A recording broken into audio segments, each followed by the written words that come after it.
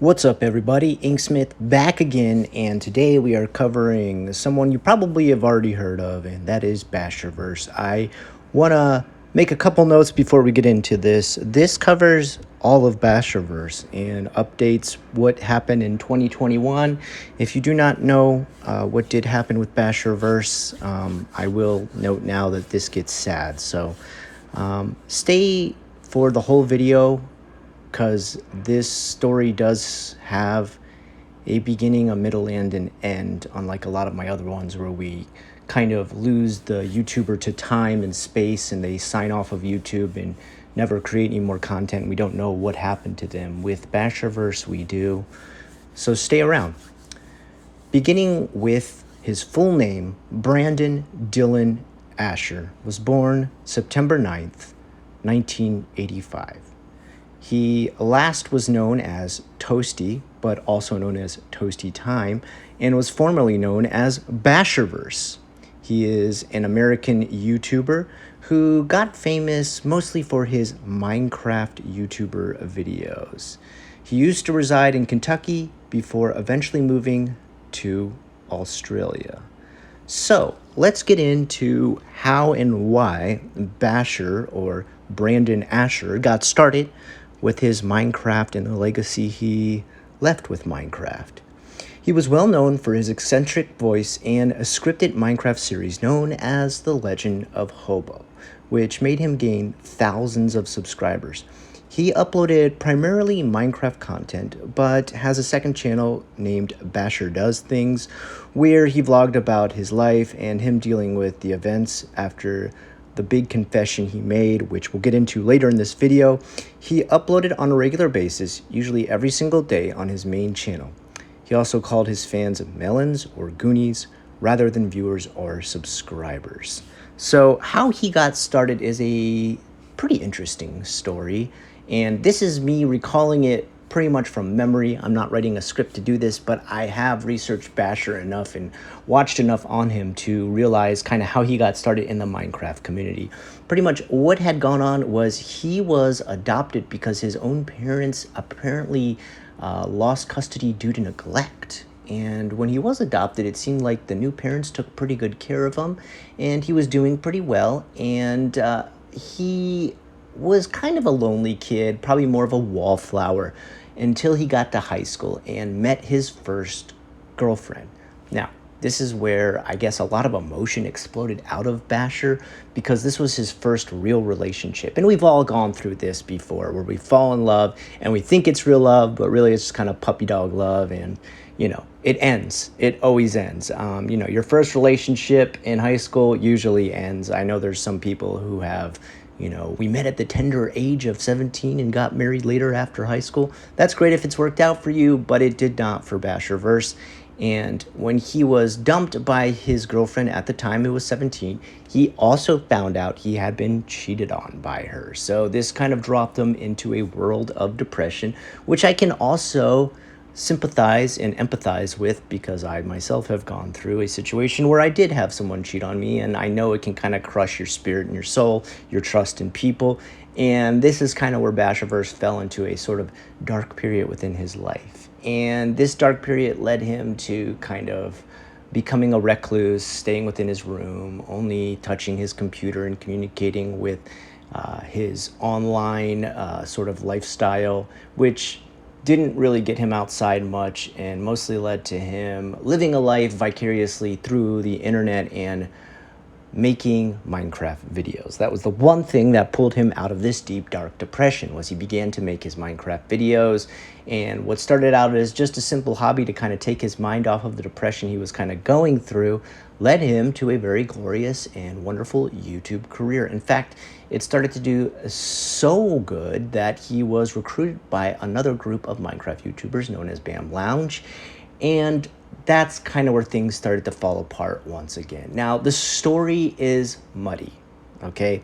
If you go back through this and you listen to it again and again, there's parts where Basher is accused of talking to underage girls, and there's parts where he's redeemed for not having talked to underage girls. But from what I can understand, and, feel free to correct me if I'm wrong in the comments below, but it began by him having talked to someone that was 13 at the time and he was 18 at the time. Later, it was found out that she was 17 and he was 28. The story kept changing. It was an underage girl at the time, and even if she really was 17 and he was 28, I personally feel like that's too much of an age gap. That's still strange. You've got someone who's been a legal adult for a decade, and then someone who still hasn't hit the age of a legal adult. So I don't know exactly what the statutory laws are within Kentucky, where he lived at the time, as well as Australia, where he last lived, but to me it seems sketchy. At first, Keemstar jumped on top of this. He was all about this news, spreading rumors and stuff about Basherverse. Quite frankly, this is one of the main things that blew up Keemstar's career, was talking about Basherverse.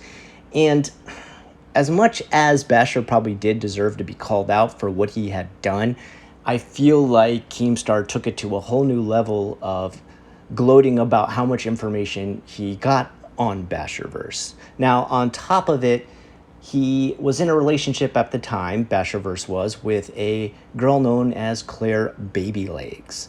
And when he was about to be signed to the BAM Lounge and join their group of, I guess, online YouTuber Minecraft players who, blew up in popularity and were well known at that time as the big group, bigger than any other one, it was run by Sky Does Minecraft at the time. And apparently Sky Does Minecraft did a background check on Basherverse and found a point in Basherverse's life where he had been accused of statutory rape.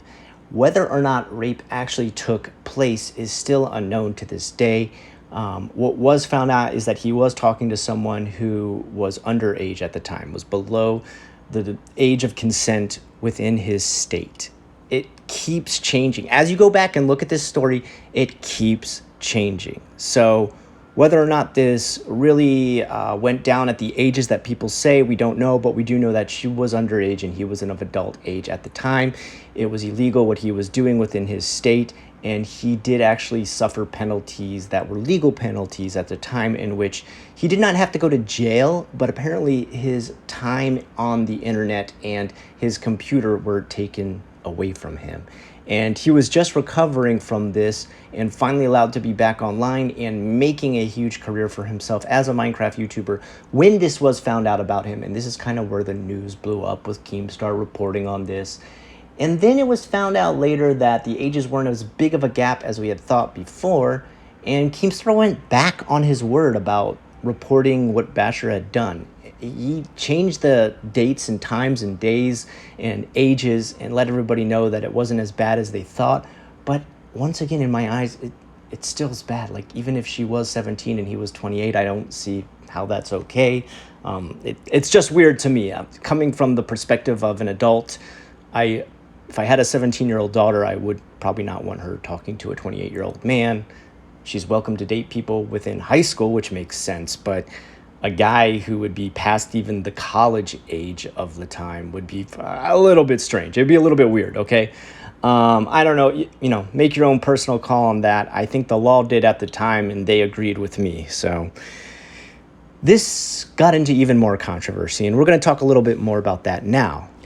On March 4th, 2015, Brandon Basherverse uploaded a confession video. It's now deleted, but a lot of people saved it, on his main channel about his past life and one specific event that kept getting brought up and was threatened by others to be thrown out into public. He apparently was losing a lot of friends and was going through a lot and simply wanted to get the story off his chest. Everything in the video he still claims to be completely true.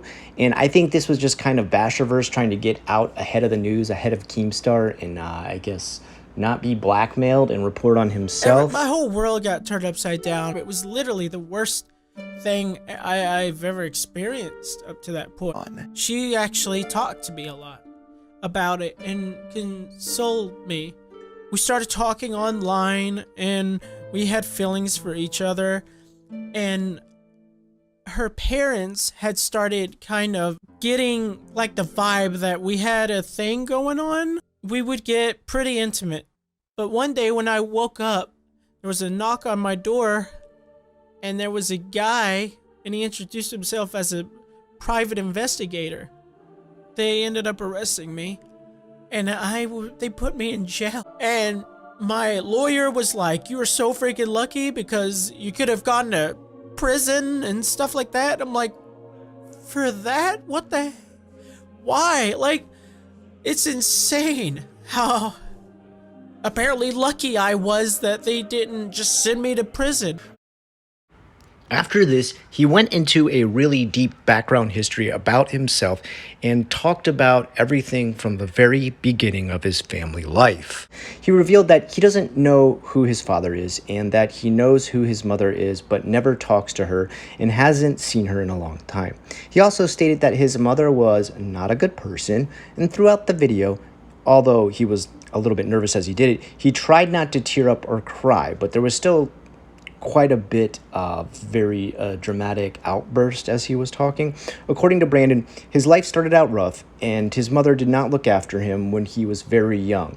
His mother ended up in court, and his relatives took it upon themselves to care for and raise Brandon. His adoptive father was a country musician and would take Brandon to his concerts. When he got to high school, though, he lost interest in all education. He was put in a special school that was for what he called, and this is his quote, not mine, undesirables, and played EverQuest online all the time. This is the time I talked about where he became a bit of a recluse, whilst further failing in his education. He would get physically bullied and his money stolen and would have his laptop broken. On the weekends, he would play Dungeons and Dragons with middle school friends. So, according to him, this made him a recluse, I guess, an outcast, a nerd. Personally, I played Dungeons and Dragons in high school and had a fine social life. So, it was a different time. So who knows? When he was 17, he met a girl that would later become his first love. This is the one I talked about who broke up with him. However, she later ended up cheating on him, which was devastating, according to Brandon. Brandon would always go to his best friend's house, and his best friend had a sister younger than Brandon himself. His friend's sister was talking to Brandon a lot and would comfort him about what was happening in his life. They started to develop feelings for each other before becoming an item in 2003. She had just turned 15 and Brandon had turned 18, so still an adult dating a teenager. Her parents hired a private detective to watch them both in case anything went south. The sister and Brandon would talk online through AOL, Instant Messenger, and other forms of messaging services. They got pretty intimate, but only through messaging, according to Brandon, and not through any physical contact. One day, he woke up to a knock on his door where he was introduced to a private detective who arrested him for provoking chat history with a minor. So I've never heard of that charge before. Maybe that's proprietary to Kentucky, who knows. After his arrest, he was taken to jail and later released on bail. By then, he was charged with a Class B felony for unlawful transaction with a minor of a first-degree felony. This was because she was younger than 16 years old. So, again, that might be totally a Kentucky-based thing. He had to go to a therapist class for, well, I can't say the word here on my channel, but the P file, you know what I mean. Not to mention that all of his computers were confiscated. He also had to go through 12 months of an unknown sentence, which he doesn't really explain what exactly the sentence was. The therapist contacted the court to tell them that Brandon did not belong to the therapist class at all and told the court he didn't have to come back anymore, which that sounds like a strange story. This is, of course, his telling, and I don't know. I mean, I've never been in jail or been arrested for anything in my life or had a felony or even a misdemeanor, so I'm totally out of my league when talking about any of this stuff. I have no law background. For the past 10 years after this event, he did not leave the house. This is, like I said, his recluse time. Later, when he moved, he became a shut-in and spent every single day in one room on his computer that he would buy for himself after his original one was confiscated. He never left the house or saw anyone other than his adoptive mother, which was very rare. He would play games such as World of Warcraft, Katawa Shoujo, which is like disabled girl visual novel. Kind of a strange one. I'm kind of surprised he played that one. I've played that one too. That's a strange one. Sometimes he reportedly wanted to commit unlife. You know what I mean. So the main aspects of this story that don't really make a lot of sense to me is if he had his computers confiscated for legal matters by the court, and then went out and bought his own and began to make videos or play online. I mean, you know, some people might say, well, you don't know if that's exactly when he was uploading videos or creating Minecraft content. Okay, sure.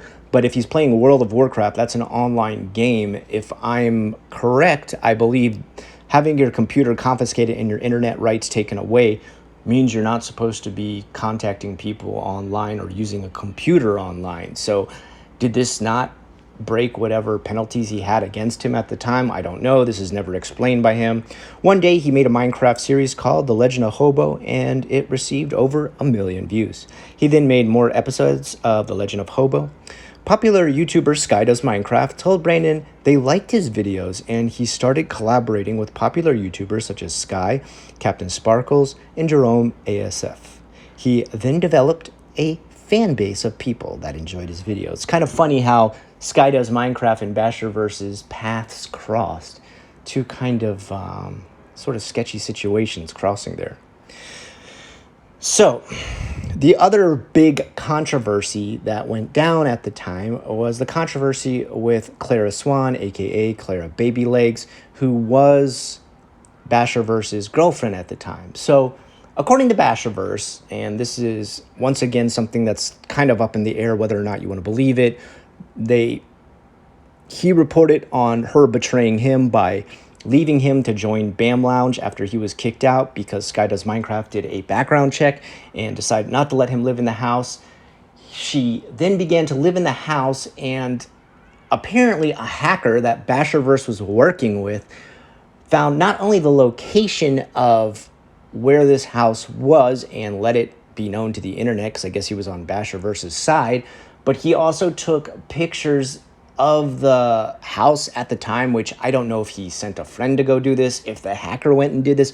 This is once again never explained. There's a lot of nebulous situations going on here, but apparently when that person did take a picture of the house, it was of the window that Clara was staying in, and of that window in the room of the house that Clara was staying in, there was stuff found from another Minecraft YouTuber who Basherverse then accused of sleeping with his, I guess, now ex-girlfriend at the time of Clara Baby Legs, which, I mean, if they're broken up and they've split ways, I don't really see what the big problem is there, but this was something he blew up about, and when he went on Drama Alert to talk to Keem milked this for everything it was worth. It was a very shady time on YouTube as far as what could and couldn't be reported.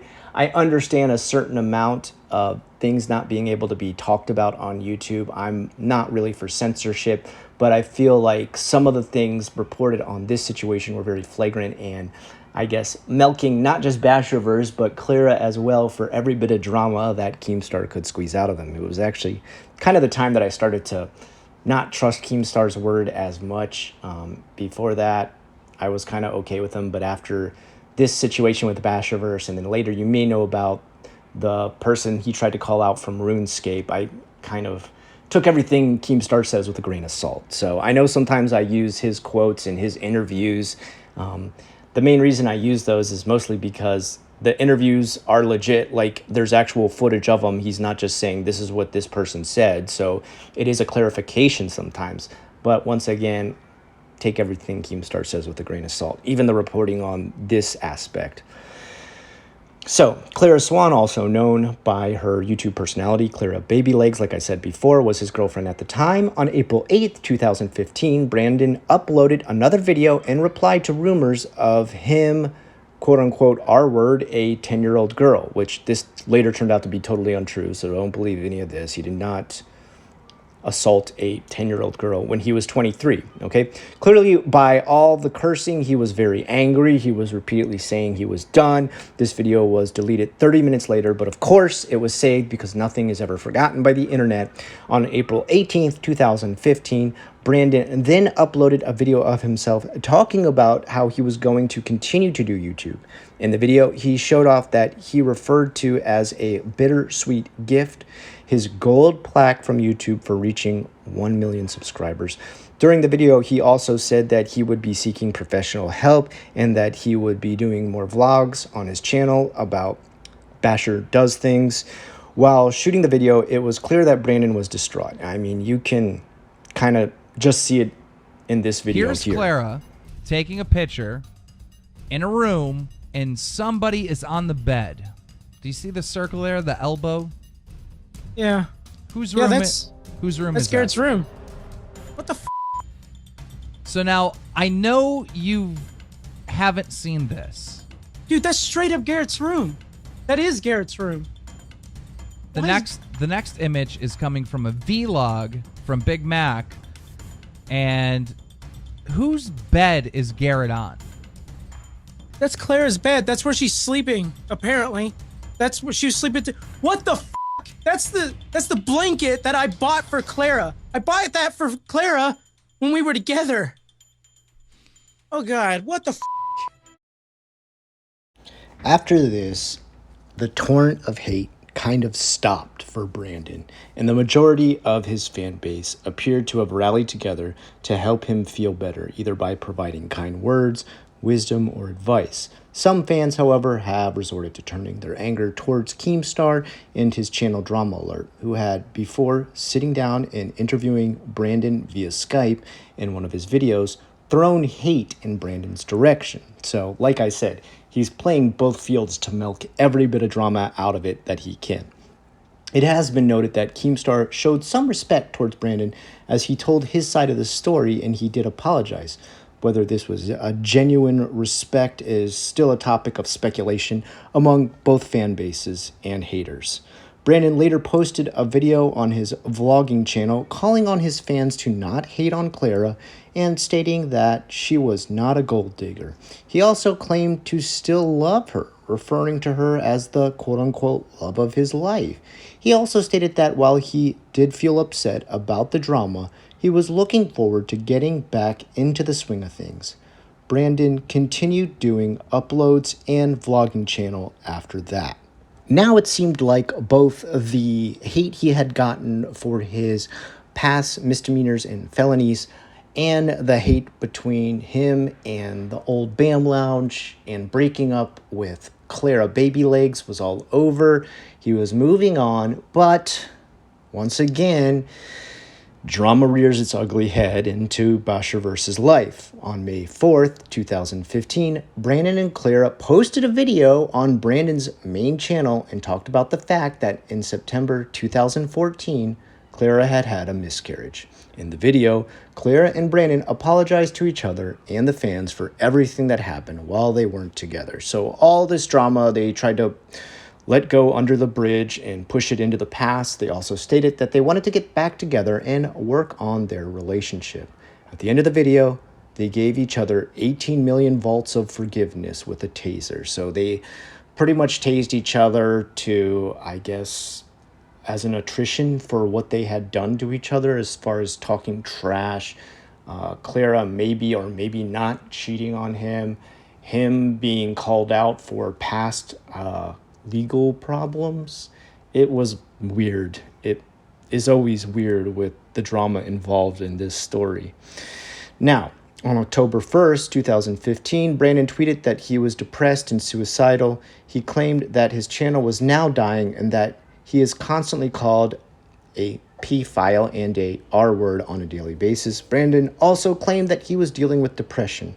Furthermore, he tweeted that people sent him death threats and tell him that he should kill himself.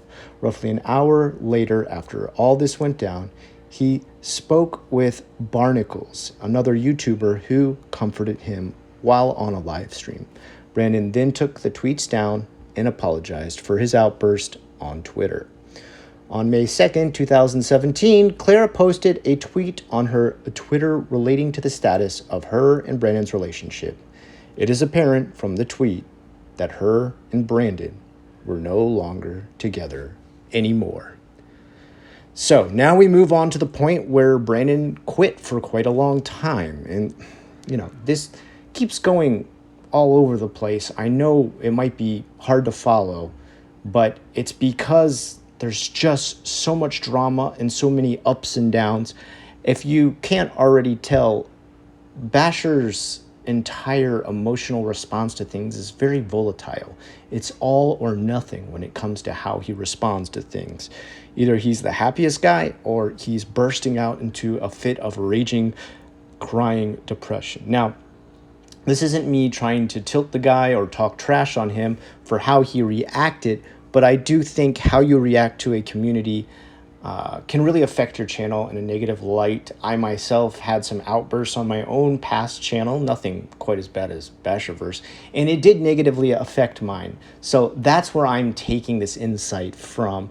I feel like when people come to your channel for one specific thing that is not drama based, so for example, Minecraft, and then you become someone who does have a lot of emotional outbursts, it can really taint the feeling of your channel. And we saw this also with Sky Does Minecraft as well, when he was having his breakdown on Keemstar's interview, and this kind of hurt his channel as well. People felt like he was unbalanced, which I think honestly we're all a little bit unbalanced. No one is emotionally perfect, but I feel like if you do have some very rough feelings going on, some very heavy drama going on, some very dark parts of your life going on, it is not always a healthy or good thing to share them with the internet. If anything, finding a therapist, getting the proper help, someone with a license that can actually let you mend the wounds that you have emotionally is far better than letting the internet hear your dirty laundry and tear you down even further. And I'm afraid that's kind of what happened with Basherverse here. So, moving on to the part where he kind of quits for a while. On April 24th, 2017, Basherverse blacked out his YouTube channel with a plain black profile. And I specifically remember this because I was kind of surprised that this is what it had finally reached. I felt like even his channel was dying, he still did have quite a large following. Not that I'm rooting on someone accused of the things that he was doing, it's just that we've seen people who are far worse, like Ohm Wrecker or Mini Lad, continue on with their careers even as everything's falling apart and the house is burning down around them. They push on. So I was very surprised to see this. He also changed the YouTube name with just a dash as his name. He has privated every single one of his videos at that point, and the only way people could talk to Basher was going to the discussion posts. At the time, there's no more discussion posts anymore. I guess the closest thing we have to discussion posts are the community posts now. YouTube's gone through a lot of changes, so this isn't going to quite make sense to people who've started using YouTube in 2021. But YouTube added the community tab, and Basherverse added it to his channel. Basherverse also deleted his Twitter account, but his tag at Toasty Sucks was then deleted just a little bit later. There is a user with the name at Basherverse account, but we're not totally sure that this is actually Brandon who made this account. It's more likely that this is an account that's just made by either a troll or a fan. Fake channels were also stirred up during this time, hence I said that this Twitter handle was probably fake. On December 7th, 2017, a new Twitter name under The Brandon Asher came to stage and claimed that he was Brandon, and had also announced a new channel, Brandon Asher, which currently contains live streams and music. The channel currently has 550 subscribers, but it was later proven this was not Basherverse at all, as the user never spoke on any of the videos. The picture used for his Twitter account was from an older tweet.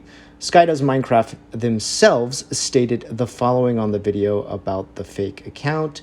It said, quote unquote, "This picture was on this Instagram, caption under, 'I can't believe I'm hopping in a call with Keemstar,' something along those lines. This is obviously a fake account using Brandon's name for views." Return to Twitter and YouTube. On September 17th, 2019, Basher took down his old Twitter to tell people to follow him on a new name as Toasty Time.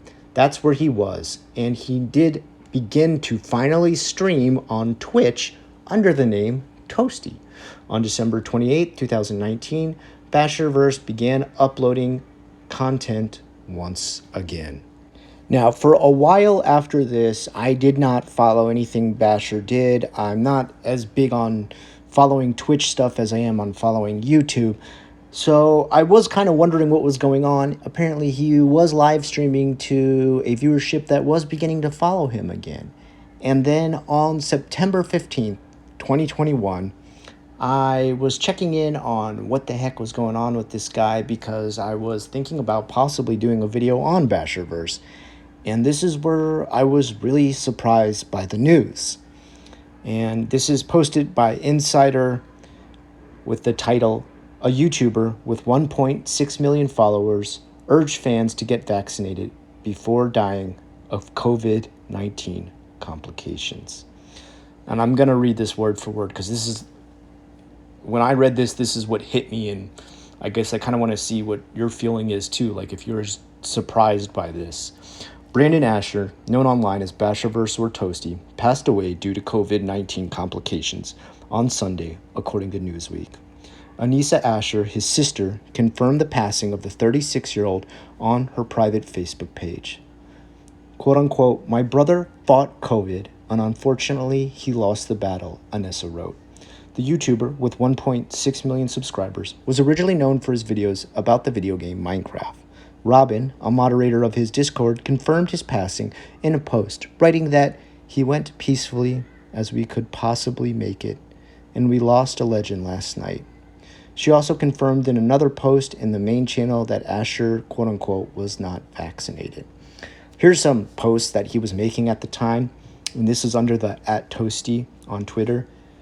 He says, "Another fun thing about having COVID is I get 2 shots in my stomach every day." So while Basherverse was in the hospital for COVID, he had to get 2 shots every day. That sounds like it's pretty severe as far as how much antibiotics and stuff he was needing to get past this. Another thing he posts is, "Hi, I'm still in the ICU on oxygen. It's hell.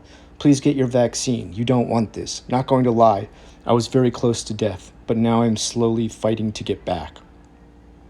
According to Asher's Twitter post, August 11th was the 5th day he had had the virus. 4 days later, he tweeted that he was in the hospital with COVID and pneumonia. On August 17th, he shared that he was being moved to the ICU, and 2 days later urged his followers to please get vaccine. His last tweet was made on August 26th, writing that he had gotten 2 shots every day in his stomach. YouTubers and those that knew him have mourned the passing of Asher. Michael Green, known as Kid Behind the Camera on YouTube, tweeted that he hadn't spoken to Basherverse in about a year or two, but I was rooting for him to make a comeback. YouTuber Stephen Williams, known as Boogie2988, tweeted that he was still heartbroken and speechless. A post from Kid Behind the Camera at the time said, "I hadn't spoken to Basherverse in a year or two, but I was rooting for him to make a comeback. Really sad, I didn't reach out for a while. I had the chance. COVID sucks. RIP, sir. You were an incredibly nice person that only wanted to find happiness. I hope you found it." Basherverse started his YouTube career channel on 2010, growing his channel with the Minecraft series Legend of Hobo and 99 Diamonds Challenge. His channel grew steadily, reaching over 1 million subscribers until 2015, when a 2004 arrest report and mugshot appeared online that appeared to show that Basherverse had been arrested in his home state of Kentucky on a charge of unlawful transaction with a minor. In a now-deleted YouTube video that's been archived online, he confirmed he was charged and it was legitimate, and that when he was 18 years old, he had dated a 15-year-old. He claimed that the charge was amended to sexual misconduct and that he had paid a fine and received credit for time served. From 2015 to 2016, Basher was a subject of over a dozen videos on Daniel Keem's Drama Alert YouTube channel. Over a dozen videos. Sorry, I just had to stop for a second and really show you how much he milked this whole drama situation. That's kind of crazy. First interview on April 2015 with Keem had 2.3 million views.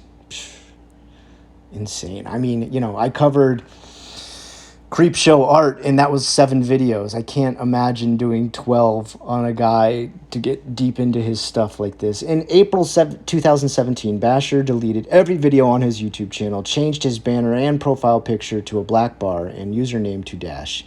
He then deleted his Twitter, Facebook, and Instagram, disappearing from the internet until 2019, where he reappeared under the new name Toasty Time. In his last vlog from February 2020, he announced that he was moving to Australia and that he planned to start streaming on Twitch. He accomplished both of those goals before moving back to the United States after his mother passed away in 2021. Robin and Anessa did not return a request for any comment on Basher's death. So, sadly, that ends Basher's story. I don't know, man. I was really shocked. I was kind of left speechless. I remember after having watching the Gamer from Mars video that covered everything that had happened to Basher and all the drama he had gone through and, you know, all the ups and downs. This isn't the worst of the worst people I've ever covered as far as what he's done in the past. He was never arrested for assaulting anybody. You know, he was literally talking to a girl online. And although inappropriate age, I don't know. I feel like this is one of those situations again where a YouTuber got fame for the first time and used it to talk to their fans in a sexual way and not in the way that we should, which is just like talking about your channel or the hobbies you have there on that channel. I always say that our channels are meant to be used like you would use customer service in a company. Okay, you can't start a sexual dialogue with your customers when you work a job or you'll get fired. Same thing for YouTube. So that, while that is a dark downside of a Basherverse's career on YouTube, at the same time, I don't like to see anybody die. Of course not. And it's a sad ending to see that right when he was making his comeback on Twitch, he was taken by COVID. So, you know, to all the naysayers out there to say not get vaccinated, come on now. I think this makes us all feel very human and very mortal as YouTubers to watch someone die at 36 from COVID. And I realize probably by now my videos lost all monetization because I've, you know, said COVID a couple times, which is ridiculous. But that's kind of an incredible short life and career on YouTube. Starting at 28, dead by 36, his career is over. I'm kind of surprised. If you look around YouTube, there is not a lot of updates that let people know that Bashurverse died. And that always kind of blows my mind. Everybody wanted to get into the drama.